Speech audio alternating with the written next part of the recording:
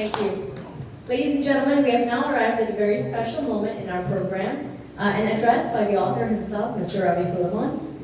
I've already said much about Ravi, my father, but words can only capture so much. Today you will hear directly from the man whose life has been dedicated to social activism and advocating for those whose voices are often unheard. In his memoir, Here I Am, Memoirs of a Social Activist in Singapore, Mr. Ravi shares not just his experiences, but his heart and soul. This book is more than a collection of stories. It's a testament to the unwavering commitment to justice and his belief in the power of change. His insights and experiences have shaped not just his own life, but the lives of many others, and we are honored to hear directly from him today. Please join me in welcoming the author, my father, Ravi Philemon.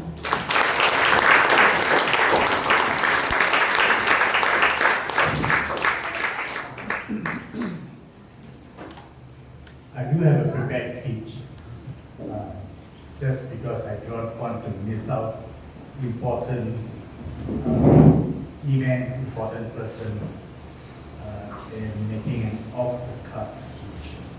So, my guests of honor who bought the limited edition of my book, my friends, thank you for being here today. Your presence means more to me than I can express. And it is truly an honor to be surrounded by such an incredible group of supporters, friends, and fellow activists as I launch my very first book, Here I Am, Memoirs of a Social Activist.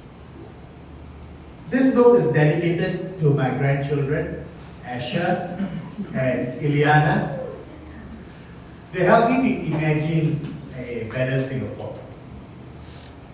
When I first embarked on this journey of writing this book about 4 years ago, I think, I had no idea where it would lead. But then I had to pause and reflect for a long time after a searching question from my friend, Jeanette Chong Arundos, who's right here in this room. She asked me, Ravi, why are you writing this book? It was a question that struck me deep. It made me consider if this book was just a vanity project. If it were, what would be the purpose of writing it? I found myself wrestling with this question. Searching for a true reason behind my desire to put pen to paper, but then I realized something profound. The title, Here I Am, is not only a testament about me, that I was present and available for any given situation, but it also speaks to the many people who are more invisible in our society. This book is about those who go unnoticed, the homeless, the people with disabilities, the woman who needed the holiday in the cigarette that she smoked, and many others who face challenges every day. It is about giving voice to their stories and making sure that their presence, their struggles, and their resilience are acknowledged. This realization renewed my sense of purpose and clarified why this book needed to be written. It is not just about me.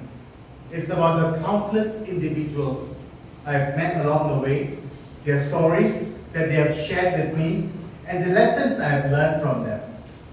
It is about the struggles, the triumphs, and the indomitable spirit of the people who refuse to be silenced, who refuse to accept injustice as a way of life. If I did not tell my stories, the story of these individuals would not be told as well. Their struggles, their courage, and their resilience might remain hidden in the shadows, unseen and unheard. This book is not just my voice. It is the voice of everyone who has ever felt marginalized, overlooked, or oppressed. It is a testament to their strength and a call to action for all of us to pay attention, to listen, and to act. As many of you know, I have spent much of my life advocating for those who often go unheard. Unheard in our society especially. The people I write about in this book are not just characters. They are real individuals with real lives and real challenges.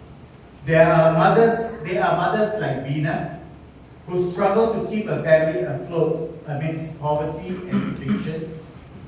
They are fathers like Sunny, who despite his semi-paralysis became a pillar of support for the homeless community in Sembawang Park. And then there is Rina, a courageous advocate for people with disabilities, who was blind. And Rina is no longer with us today, but the story is one of incredible resilience and determination.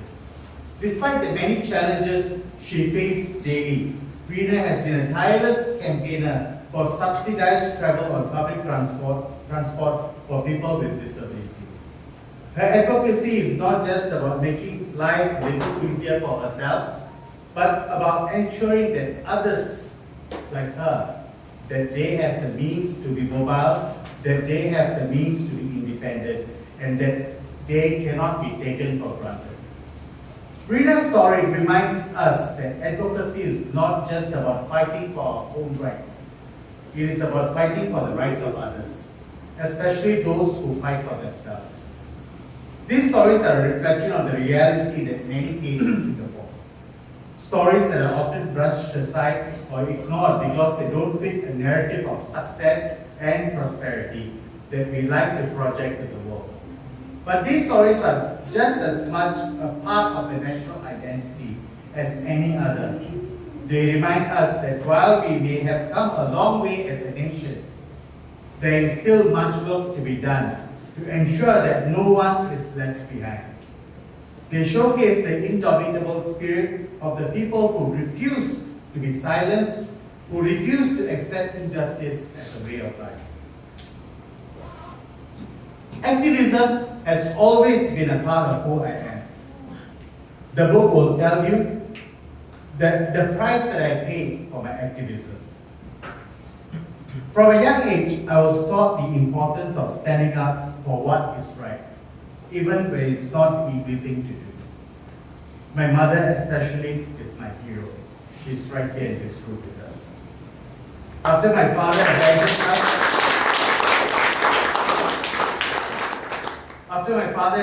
us when I was like 12, 13 years old, it was my mother who held down 3 jobs to put her children in school and to put food on the table for us.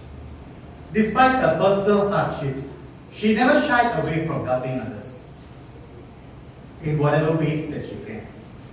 She instilled in me the values of compassion, empathy, and justice, and these values have guided me throughout my life. In Singapore, activism can sometimes feel like an uphill battle. We are a society that values order, stability, and progress, and rightly so. But sometimes in our pursuit of these ideals, we forget that progress cannot be truly meaningful until and unless it is inclusive. Stability cannot be achieved if it comes at the cost of silencing dissent. And order should never be maintained by ignoring the voices of those who are struggling the most. This book is my attempt to amplify those voices. It is my way of saying that we must never become complacent in the face of injustices, that we must continue to fight for a society where everyone has a fair chance at success, where everyone's rights are respected, and where everyone's voice is heard. Writing this book has been a deeply personal journey for me. It has forced me to confront some of the most difficult moments of my life, to relieve painful experiences, and to question my own beliefs and assumptions. But it has also been an incredibly rewarding because it has allowed me to connect with people on a deeper level, to understand their struggles, and to see the world through their eyes. One of the most important lessons that I've learned through my activism is that change doesn't just happen overnight. It's a slow, often frustrating process that requires patience, persistence, and a willingness to engage with people who may not always see the things that you see them like. But it's also a process that is incredibly rewarding, because when you see change happening, you see how it impacts the lives of the people around you. It makes the effort that much more worthwhile. Another lesson that I've learned is that activism is not just about fighting against something. It is also about building something better. It is about creating a vision for the future that is more just, more equitable, and more inclusive.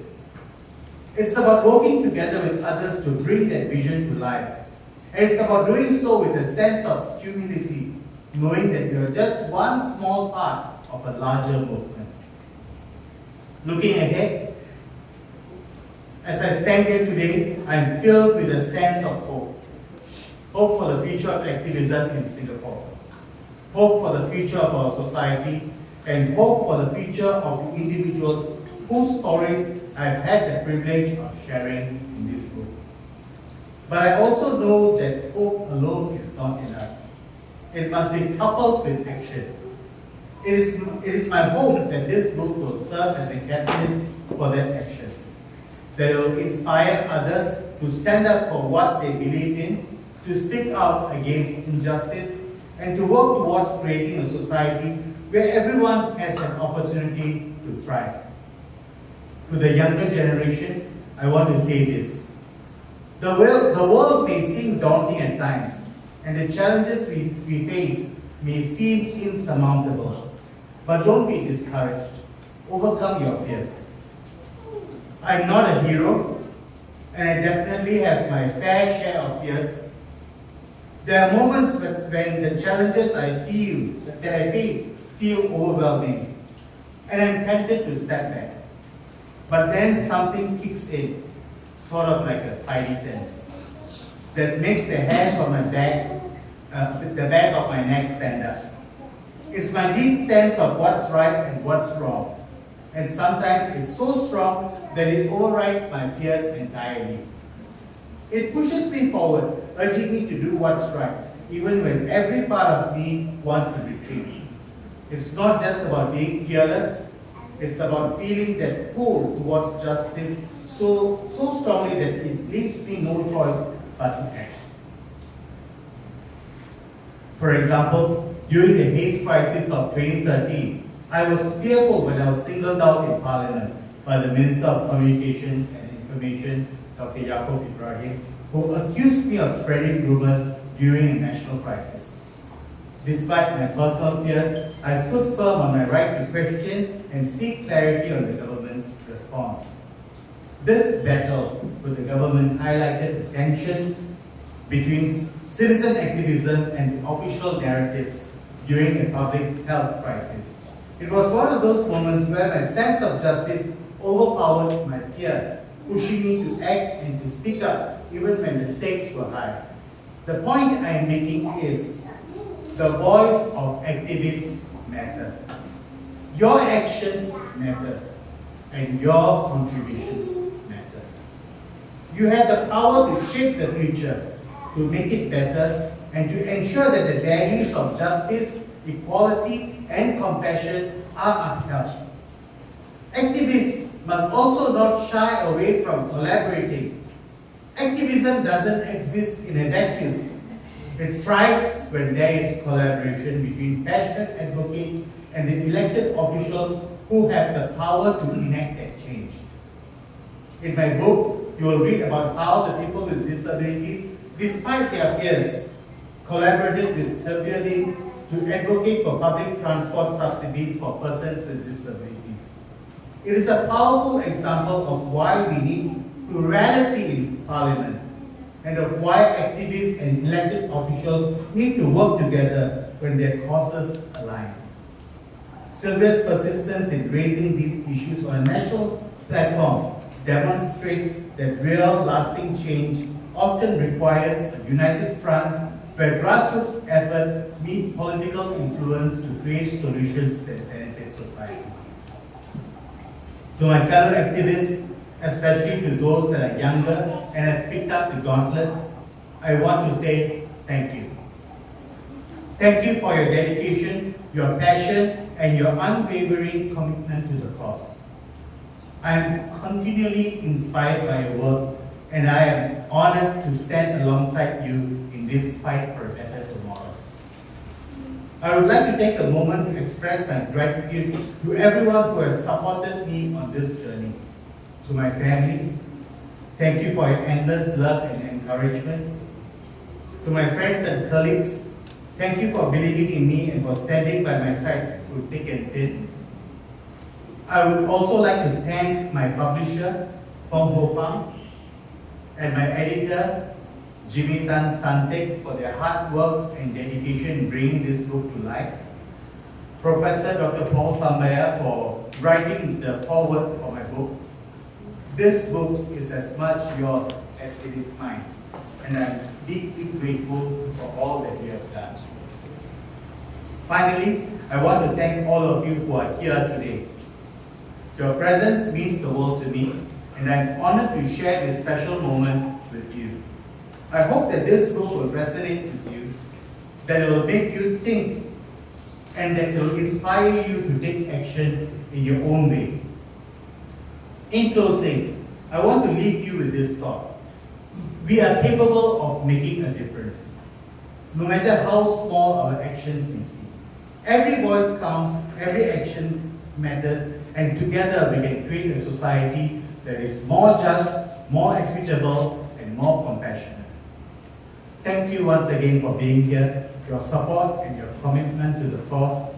Let's continue to work together to build a better future for all. Thank you.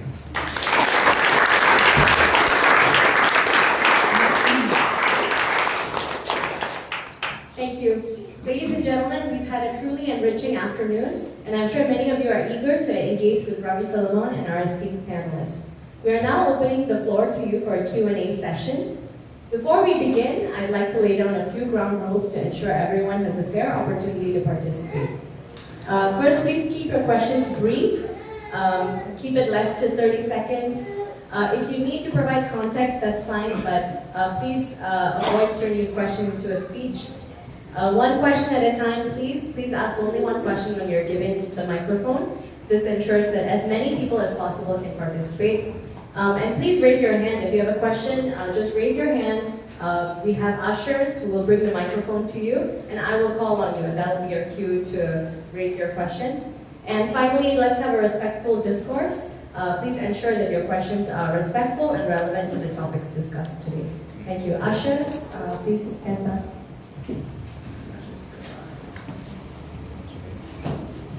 Any questions, please?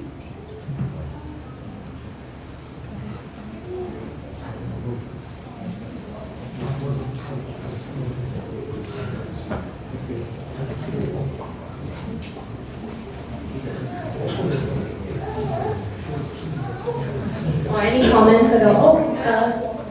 Okay. May we have the gentleman behind you first, please? Yeah. Hi Ravi, softball question for you first. Okay, so I know it's hard being a writer. Can you just tell us a little bit about your writing process? Obviously you took a few years to write this book, but maybe just share with us, like how many nights it took you to write, how difficult was it to get your thoughts down, what do you feel you could censor, what do you feel you could put into the book? So yeah, maybe just answer that. Thank you. The first thing that I always remember is just do it. It's a Nike thing, right? It's a slogan for, is it Nike? Yeah. So just do it, right? So when an idea strikes, I just do it. I don't even think what's the process going to be, how am I going to write it, what's the purpose for writing it. It's an idea and I have to start doing something about it. So that's my first thing, right? I also wanted to make sure that it's factual, that it fits into a narrative that I'm trying to say, and that I have to corroborate that whatever I'm saying, it can be backed up either by email correspondences or by published accounts in the mainstream all the alternative media and so on and so forth. So if I cannot find corroboration for it, that means if it's just my feelings about why this happened, then I would say so that this is how this is my feeling on that topic. I'm not sure if it's factual or not. So these are some of the thought processes that went through my head, and of course, bouncing off thoughts with my publisher and my editor helped in the process as well, right? Like one of the questions that my editor asked me was, the title of the book is Here I Am, and people who know me know that I'm a committed follower of Christ. And he asked me if it's a reference to the Bible. Of course, Here I Am is it has been mentioned many times in the Bible, different authors have mentioned it, and so on and so forth. But for me, it was not a reference to the Bible. It was my personal call from a very young age. I come from a disadvantaged family, and I always wanted to be counted. I was invisible, and for me it was important to be counted. So I Am Here is also about me, right? So if you read my book, you would see that I have also made a mention of Bhagavad Gita, that every man has to do what we just do what you need to do, So I've taken references from many sources in writing this book, and I hope you'll enjoy it. Thank you. Lady over here, could you pass the mic? Over here. Thank you. Apologies, I have 4 questions addressing to different panelists. Thank you for the privilege. Very welcome to the panelists and to the guests here. I feel that this is an afternoon well spent. I have one question to the author himself, Mr. Ravi. Thank you for inviting me to your book launch. In your preface, you mentioned that your author gives you that final motivation for you to finish the book. So I am wondering, what is the deep emotions that you feel that propels you towards finishing the book? Can I just go on with the questions? Yes. Sure, go ahead. Next, I have questions for Wendy as well. So Wendy, when I asked my colleagues what media what information sources they have read in the news, they told me that news sources are usually the Straits Times and the Mothership. And we know that mainstream medias like this, they don't carry stories a lot from civil societies. And also, I personally feel that there's not much outreach from the civil societies themselves to the general public. So I wonder whether you can share with us anything about, whether the civil societies have any plans forward, in making your voices heard, in making issues known to the general public, like myself. The second question I have for you is regarding the point that you spoke about, about the point of founding challenge to the court whenever we feel that our rights as citizens have been violated by the government. I'm just wondering whether you can share with us what is the kind of financial cost, commitment, effort, knowledge that we have to go through, in order to do this kind of thing, and whether you think that could be a challenge, for the ordinary citizens, to do, this kind of, challenge to the court, against the government. And lastly, I have a question for Mr. Pillay. Thank you for sharing with us about the media landscape. I really learned a lot from that. So you mentioned about the point about Malaysia being better than Singapore because they have a wider media landscape, more voices can be heard. But to the ordinary Singaporeans, the thinking is very, very narrow. They feel that more voices means more divisions in society. What would you say to the ordinary Singaporeans about this? So that they can realize the complex issues behind this. So that's my fourth question. Oh yeah, I have one final one, which is to all panelists. So after this session, what do you think is the way forward for Singapore? Thank you. Thank you. Good questions. Your question to me was? Your emotions as you finish the book. Okay, yeah. I mean, good set of questions that looks like another softball question for me, right? Made you think too much. The other Yeah, questions. right. So I mean, my base instinct is always rich.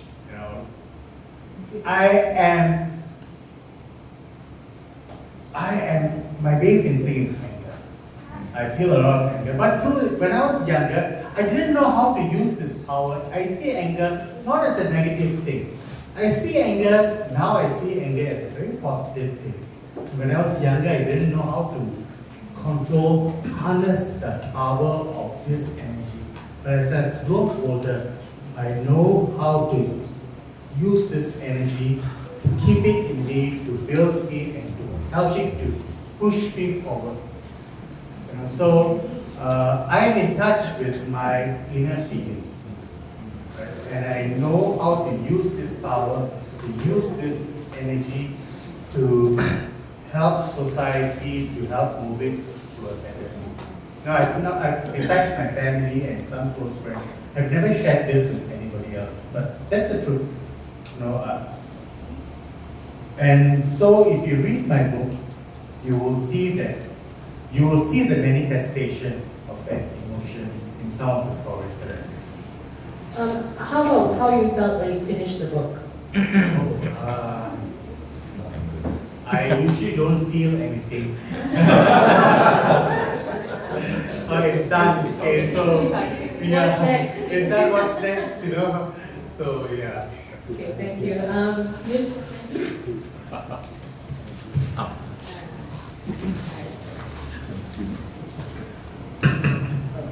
Okay, so the two questions. One is how do we create an alternative narrative, right?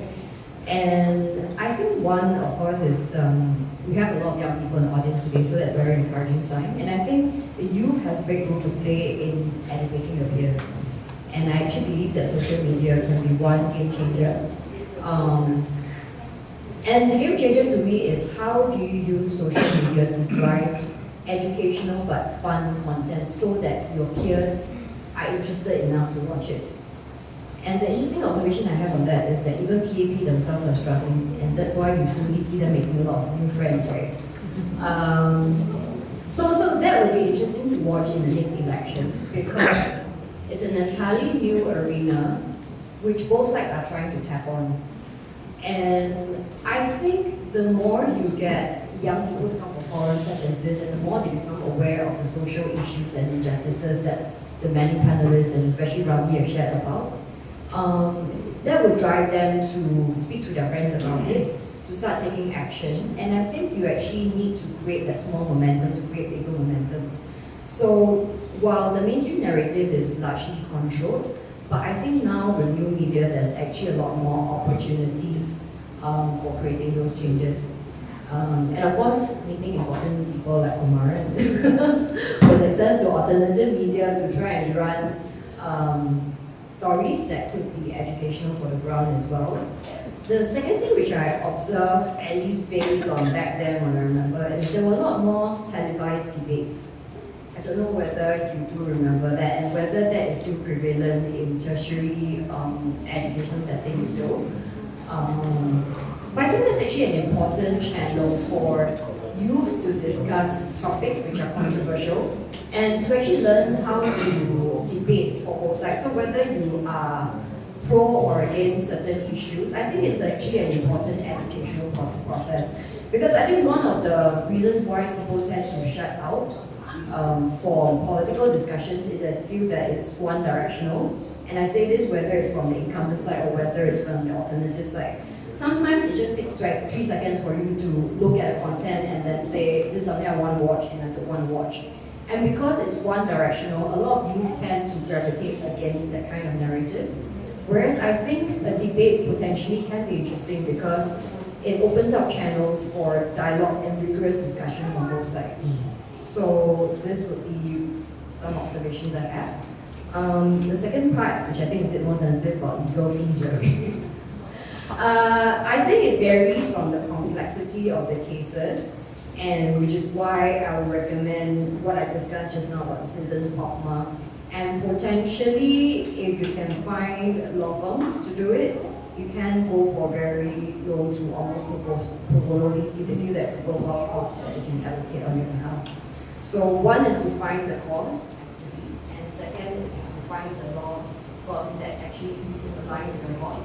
And I think with that, there are many possibilities that you can explore. Hi, can you hear me good? Yeah. The question is quite complex to answer, so I'll try and do my best to deliver this in a short time. Just a step back, how do media companies operate traditionally? There are 2 different models.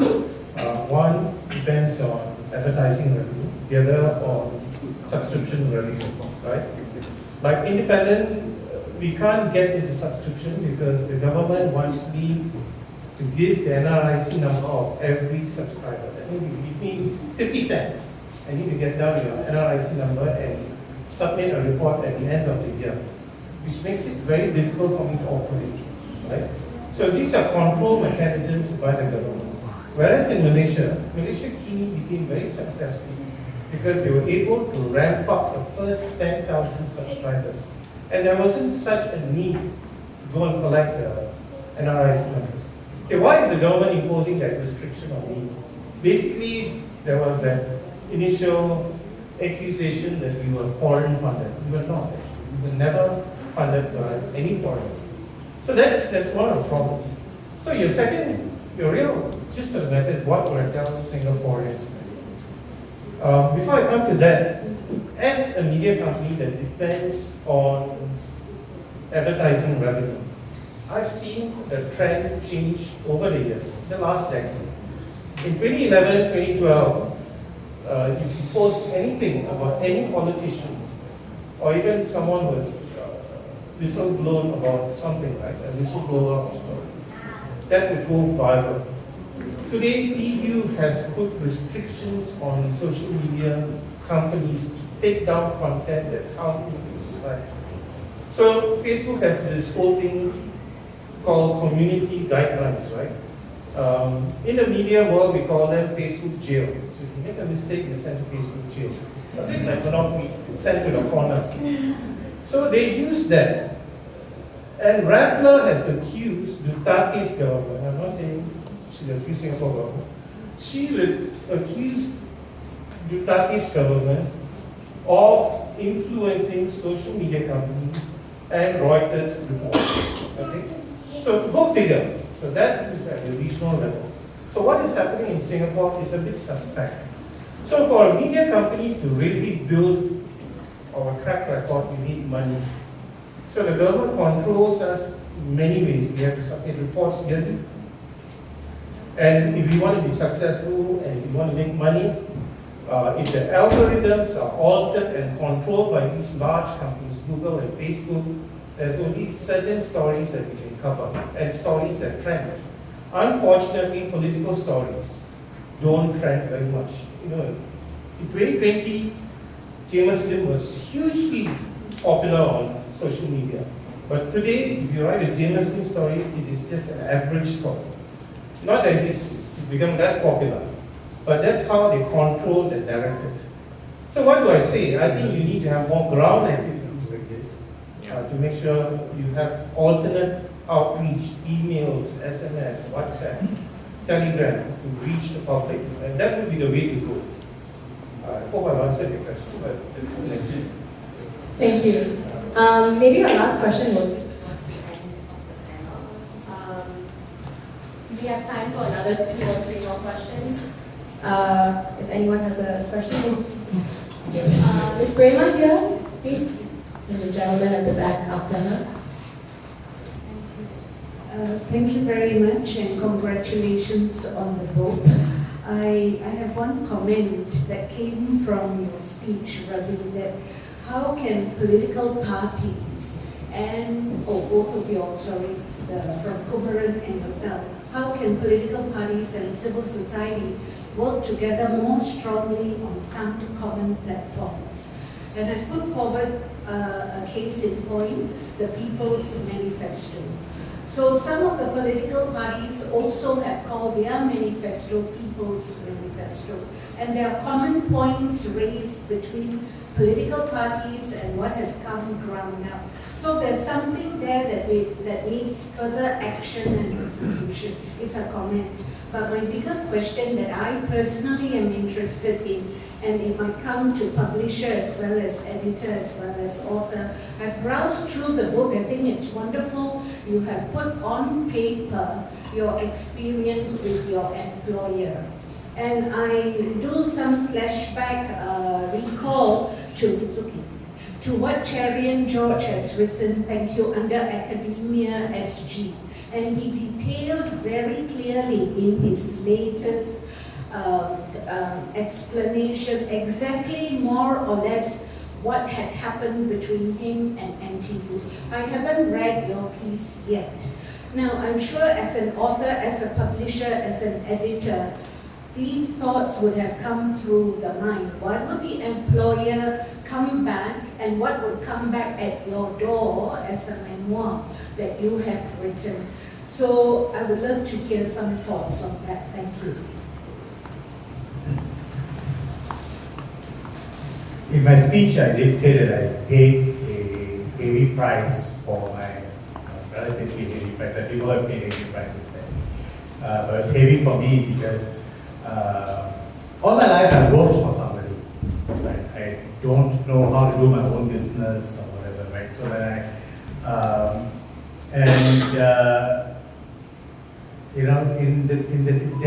it all depends on what kind of bosses you have. So some boards and some chairmen are more enlightened. They have a very positive, when you read my book, you'll see that a fond recollection of that. Because they knew that it was my right to be engaged in society as a citizen, and they gave me that space, right? So, and I was also careful, right? Like I drew a boundary around myself. I worked for an organization that worked with people with disabilities, and so I made it a point never to talk about this group of people. Why? Because not that they didn't have problems, but I have channels to escalate this problem to the higher ups within the government. So there's no need for me to advocate for them. I made sure that I did not use my computer to write something or blog something or go somewhere for some activism, during my office hours. And that's how I drew the boundaries around myself. So sometimes when these complaints comes, so you will read my book, that one of the instances is some people from the government or the government affiliated agencies asked for a meeting with my chairman for one of the companies that I worked with. Right? And they said that they wanted to talk to him about operational matters. And so my chairman asked me if I would join him at that conversation with these government officials. And I said, yeah. And so he wrote to them saying that my executive director will join us at this meeting. And they wrote back to him and they said that no, we would prefer to meet with you alone. So, then my chairman got to me and said, I don't know anything about operations, he's more about governance, right? So I'm not sure why they want to meet alone with you. So of course they talked and they met in they talked about different things of the organization and all that. At the end of it, they just asked him a question. Do you know what Ravi does outside of the work that he is doing? Something like that. Right? So, and that question alone, they didn't say that they didn't approve of it or disapprove of it. They just asked that question. But for an agency which takes hundreds of thousands or millions of dollars from the government, to be asked that question is to put them in a very difficult position. Right? So, so it all depends. I think the story is all in my book, so please go and read it. I think it's very interesting. It all depends on what kind of boss you have. I've had other bosses who made life so difficult for me that we were creative. About the story, how secure everything had to be done. Wow. Oh, Thank you. How secure? You mean fact checking? Defamation proof and Oh, I don't really care so much. Because firstly, I mean, of course, I care about defaming people, because you shouldn't do that. It's not fair. Yeah? But if it's a fact that happened and we want to raise it, we'll raise it. And if it's a fact that will be proven, I will just go ahead and publish. They can sue me, but I will no money. So, okay, what do you want? Put me in jail? Okay, I'll go to jail, free meal. I mean, I'm at the age where they will have to provide meals, right? Yeah. So I'll get a free meal, it's okay. Yeah. So that's my approach. But to be fair, there were projects or there were manuscripts that had turned down before. Bring offline a bit. Somebody once submitted a manuscript and he said the Dr. Goh punished one of the detractors by making him do national service twice over. Now that's obviously not true, right? It's difficult for me to believe that, right? So I asked him, what proof do you have? And he said that, it was the chief of staff who told me this story. I said, is he still alive? Will he write you a note to say that he said this? He said, he's still alive, but he won't do that. I said, friend, you are living in another country. I'm living here. I said, if anything happens, I'm the one who did it. And there's no proof of it, right? I said, so I cannot publish this. And because of that, it was a very nice manuscript, very good manuscript, I felt, but I had to turn it down. Yeah. So, of course, we are not miraculous. And I think in Ravi's case, he documented things properly, quite accurately, and he was brave enough to stand up to say that, and I will stand with him. I will do that, Yeah, I'm not as poor as Kofang, so I don't want recognition, yeah. So, and I don't want free 3 meals. So I was very careful in how I wrote the book. The people I named were government or public officials. I did not name anyone who are private. Even if you may be the chairman of my organization, you are not named. Then the organization that I work for is not named. So, but it's all, whatever the stories I have told, it's all verifiable. I've also published some of the email correspondences between us. So, so I try to be as transparent as possible with the stories that I try to tell.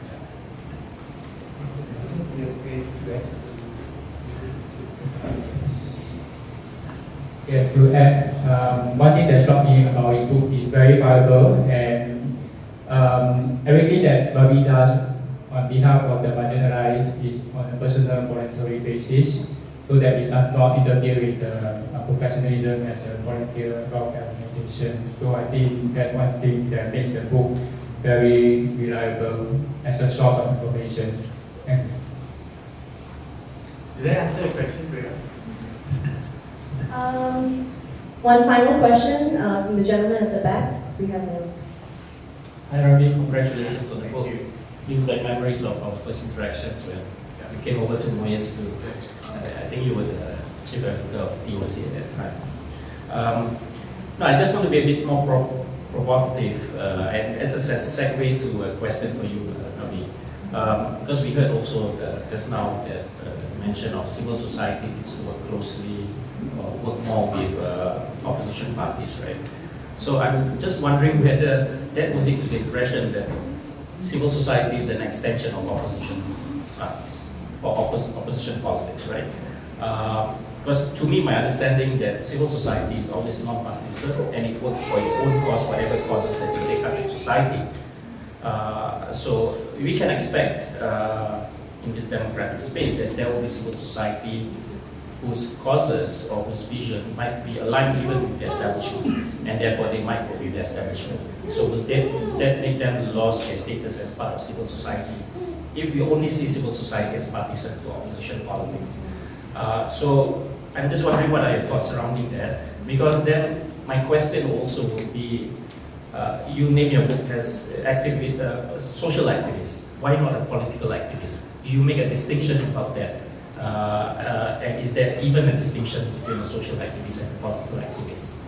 Thank you. Thank you. Thank you. Right. So I think, in the context of Singapore, you have one very big voice, and that is the voice of the PAP. Right? So every other voice is drowned out, either using the mainstream media or using legislation like OFMA or whatever else, whatever other laws that we may have. So in such a context, I think it's important for any organization, for that matter, to find allies for the causes that you're trying to champion. So I think that this is where it's important. I mean, just now, Rela mentioned about the People's Manifesto. I think it's important to have such grounds-up effort as the People's Manifesto. Right? Of course, the issues that are brought up in the People's Manifesto, a good number of them are very niche proposals which appeals to a fairly smaller group of people, but nevertheless, these are the voices that must be heard, right? So we must appreciate this, and I really appreciated the organizers of the People's Manifesto because they engaged all the political parties to come onto their platforms, to hear the speakers that are talking about different topics, to participate in their webinars and all that. Whether political parties eventually decided to participate or not is a different matter, but they tried to be inclusive. And the purpose of being inclusive is so that these people who are in spaces where they can influence policies in certain directions, they get to hear these other voices which will not be heard otherwise. And I think for your other questions, is there a distinction between social and political? My personal opinion, I think everything is political.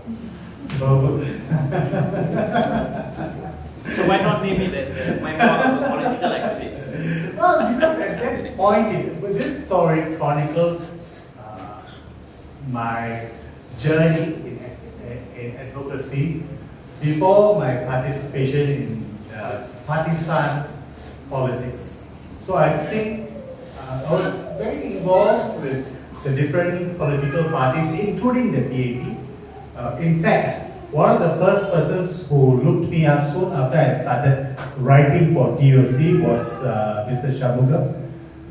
He asked me if I would join the PAP. And I said, why would I join the PAP? I don't know anything about the PAP, and all the things that I've heard are not good stuff. And he said that, okay, to find out more about the PAP, why don't you come and help me in my MPS? So I did help him in his MPS. It must be like 2008 or 2009 or whatever, you know. So it is NPS, I see it as an honest person in the sense that when residents come to him with a problem, he doesn't promise them the moon and the sky and the stars and everything. He tells them as it is, if he can help them or if they can help, if he cannot help them. After helping out for a few sessions, I told him, I cannot help Mr. Shalgo, because it's not about coming once a week to do something good. I was in the social services sector. I do good every day. I don't need to feel good coming a few hours once a week to make myself feel good. Right? So I feel that it's systemic change, right, that needs to happen. And of course, some people feel that they can make changes happen by being within that system. One person who may feel that way is Louis, who is also my friend. Good for him. So I don't take if you notice, I don't take an adversarial approach to whoever it may be. The most important thing are the causes. Sometimes I have to be an adversary to you because of the causes that I pick up, right? But just because I pick up a cause, and just because I speak up for the causes that I believe in, it doesn't necessarily mean that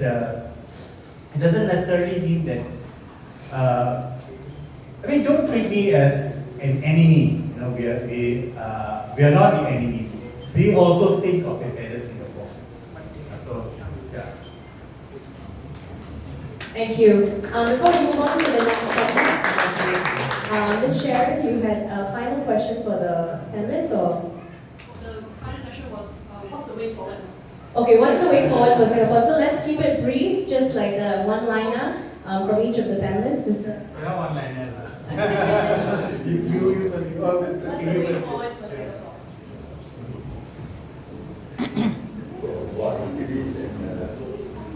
Given that we have just celebrated National Day, we have a new president, Tharman Shanmugaratnam, and we have a new prime minister.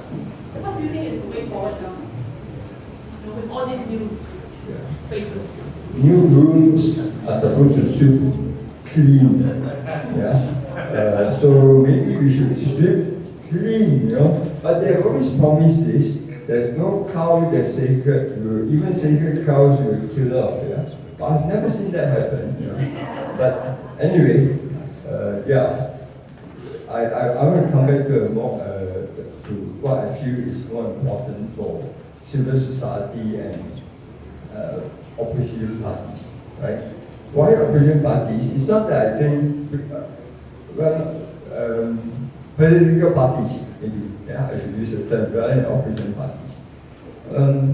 You see, from my years of experience in publishing and in civil society work, I find that real change can only come about when Parliament makes a decision. Legislation, they are always using legislation to change things, right? So, without a doubt, civil society can say anything you want, but nothing will happen if the law is not changed. Therefore, I think the way forward is, for me now, is that civil society should find ways to engage more with Parliament, to convince them, to persuade them why certain laws need to be changed. Right? And that, to me, it will be that way. There's no other way, because otherwise you will result in, as Lee Kuan Yew once said, when you push the people too much, then power comes on the barrel of a gun. You result in violence. Right? Yeah. I think for me, the way forward comes from the little changes that you can make in your own lives, in your own families, and so on and so forth. So the little things count, right? Like, for example, the 2011 GE, I think, was the first time that my mother voted for the opposition. And it was because of a very simple question. that I asked her. She came back from market and said, well, everything is so expensive now. The fish, the vegetables, the price of everything has gone up. You know, and then I asked her, so what's the reason for that? I think we must change that. So that was the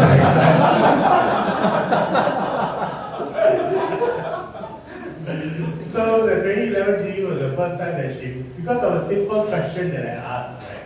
So, yeah, I think it's the little things, the little conversations that you have with your own families, in your own circles of influences that matters, and that's the way forward. So we can talk until, you know, for however long we may want to, you know, but unless we step out and make those little changes, have those small little conversations, I think change that we want is not going to come. That's what I think. Very simple question, but very difficult to answer. I think the way forward is for greater public participation. It's a very broad term, but let me elaborate by what I mean by that.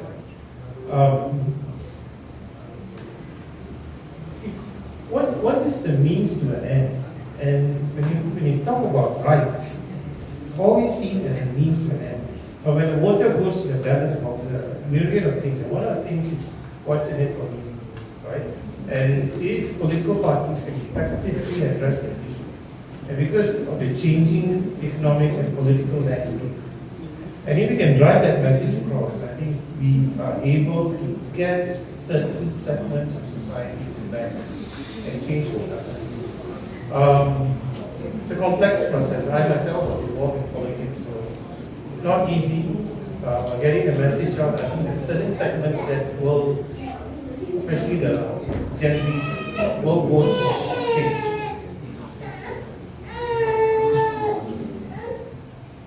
For me, the way forward is to ask yourself if you care enough. Like, do you care enough to see the change that needs to be done? Do you care enough to right what is wrong? Do you care enough to make people think and question the right questions? So that's the way forward. And of course, this includes like a lot of events like this, drama initiative, public discourse, more public participation, especially those from the youths, because they are our great leaders. So we got to start doing that and more of that. Okay, so for me, a big part is always about engaging the youth, and I feel that the challenge right now is how do you engage with a society that needs to be gratified in 3 seconds, right? Like, they literally swipe you away if you don't engage them in the first 3 seconds. So, one of the observations I had from a ground engagement in a political party is when you make your volunteers see that they are making a very real change to a resident's life. So in that particular case, we were able to find a second-hand fridge for this Malay couple. And one of the reasons why they needed that was because their fridge was spoiled, they didn't have money to buy one. But their medication actually needs to be refrigerated and stored. And when they saw that it wasn't just about a charitable act, it wasn't just about doing something that feels good, but something that profoundly and immediately changes their life, I think that impact will speak to them directly, and it goes beyond a lot of the rhetorics that we hear from politicians from outside. Okay, for me, the way forward is healing from our trauma, intergenerational trauma, and because the reason I say this because Singapore suffered frequently during the Japanese occupation, so maybe that's one reason the leaders after Singapore became independent took very became to a knuckle-duster approach. So today, as we continue from our trauma, we will learn from the from the era, from the history that yesterday liberators did not become today's oppressors. So we will not become like the oppressors that the Japanese and the colonialists have been, so that we can become more oppressors as we become more human. Okay.